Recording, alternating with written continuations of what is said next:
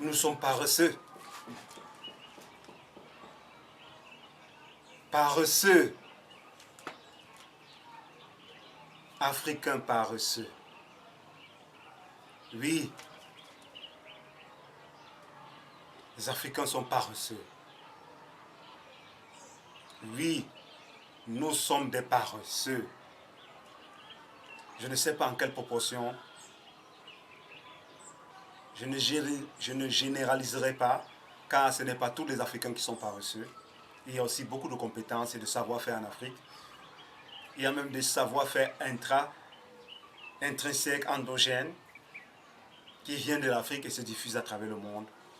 Mais il faut s'avouer, il faut se l'avouer, une partie de la jeunesse, une partie de l'Africain sont devenus paresseux. Oui, j'entends partout le continent, la planète, le pays continent, le pays des hommes, machin, ceci, cela. Mais, excusez-moi, c'est le pays où on trouve le plus de paresseux. Ce pays qui passe son temps à se comparer à la Côte d'Ivoire, c'est le jour et la nuit. Même les statistiques sont quasiment introuvables. Et même quand elles existent, elles sont réservées à une petite poignée. Depuis des années, on parle de 20 millions d'habitants, 25 millions, maintenant certains disent 27 millions d'habitants.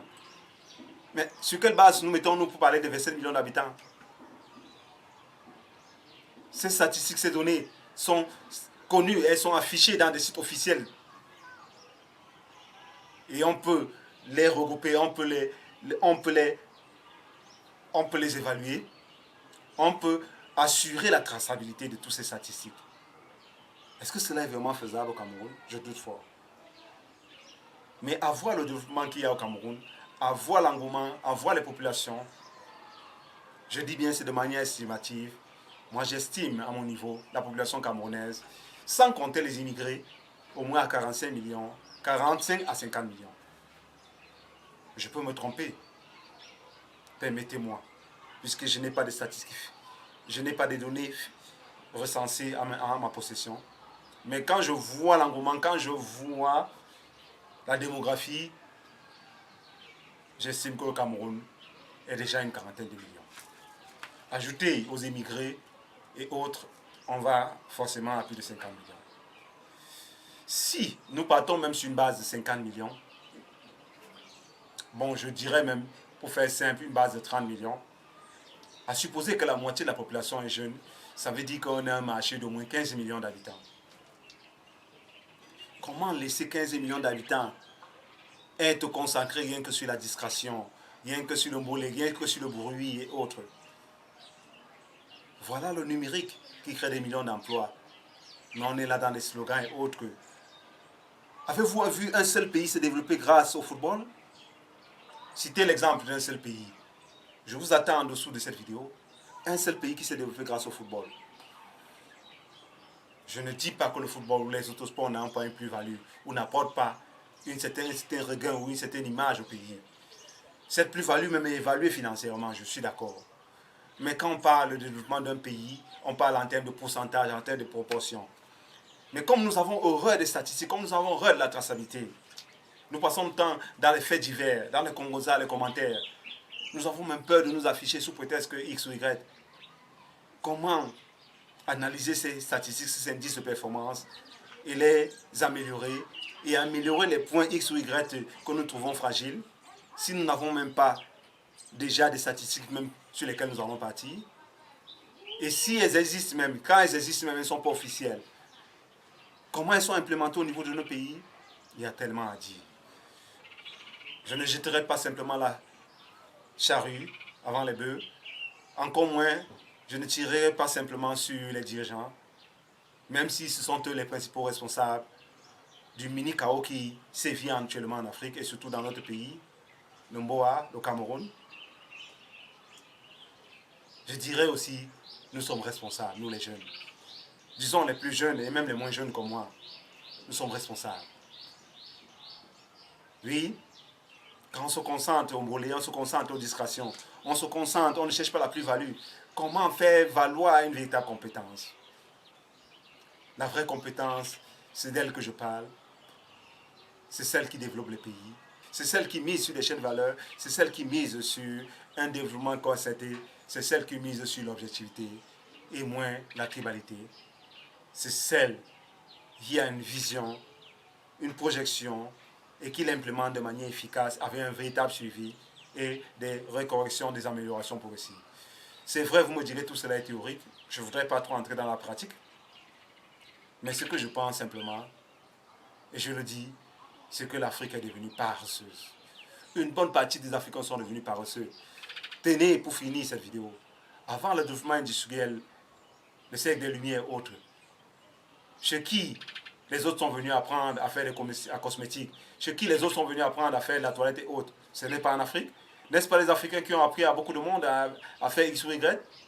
Mais maintenant, avec le développement industriel, avec les armes et autres, avec la colonisation, les armes à feu et autres, je ne reviendrai pas sur l'impact des races extranéennes sur l'Afrique. Mais avec tout cela, l'Afrique est devenue progressivement paresseuse. Certes, il y a un certain complot, celui de l'aliénation psychologique des Africains, qui est progressif et permanent, mais c'est à la victime de se détacher de son bourreau. Ce n'est pas au bourreau de devenir détaché la victime. Auquel cas, il n'est plus le bourreau. Comment appelons-nous des provinces, des tribus, des ethnies, comment appelons-nous des races autres à venir nous libérer quand nous-mêmes on a peur de nous libérer? Quand dans une affaire, vous ne voulez pas que votre voisin ou votre frère gagne aussi tant que vous, ou même plus que vous, ou moins que vous. Vous voulez gagner seul. Pourtant, vous savez qu'on ne faut pas faire cette affaire seul. On vous dit de travailler sur 50 000 hectares, mais vous voulez le faire seul avec votre acteur. Quelle que soit votre compétence, vous aurez des problèmes. Il sera difficile. Vous devez joindre des forces. Mais quand vous voyez que ceux qui vont venir travailler avec vous, vos frères africains, vont perdre cet argent, ils vont gagner autant que vous, ou même ou plus que vous, ou moins que vous-même, simplement parce que vous voyez qu'ils vont gagner, vous ne voulez pas, vous préférez que ce projet tombe à l'eau parce que vous voulez être le seul maître. Un maître dans un océan d'aveugles, dans un océan de bornes, dans un océan de sourds. Est-ce vraiment un maître? Bref, l'Afrique a encore beaucoup de choses à faire. Mais je dirais que nous sommes paresseux pour ponctuer cette intervention en disant simplement à la jeunesse de sortir de cette discussion et de commencer à créer. En Chine, en Asie, dans d'autres pays d'Asie, à Dubaï et autres, ce sont des enfants, parfois des mineurs, je le regrette, mais ce sont des enfants qui fabriquent des portables, qui fabriquent des appareils comme celui-ci, cet appareil numérique. Ce sont eux qui montent dans les chaînes de montage ces appareils. Ce sont ceux qui font des compresseurs et autres outils qui sont vendus dans nos pays. Mais ici, chez nous, nous nous contentons de consommer. Qu'est-ce que vous attendez pour acheter des brevets, pour acheter, même si vous n'avez pas l'argent, qu'est-ce que vous attendez pour copier même les brevets qui sont gratuits sur Internet et les implémenter? Je ne parle même pas de tous ces produits numériques, même des simples produits du quotidien, le taille-ongle, le cuir-dent, les brosses, des produits pour les oreilles, la simple cosmétique, les produits d'entretien et autres. Qu'est-ce que vous attendez? Certains jeunes ont pris le taureau par les cornes. Certains jeunes ont pris le taureau par les cornes, heureusement.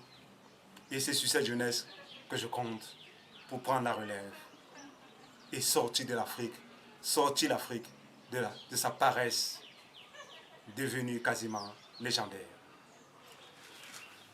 Merci.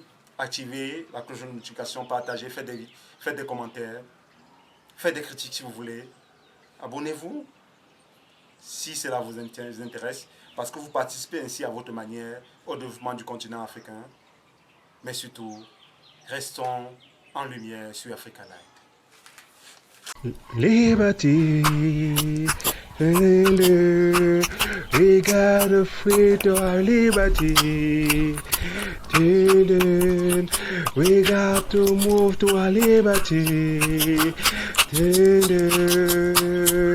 We gotta come out strong. Oh, got to move and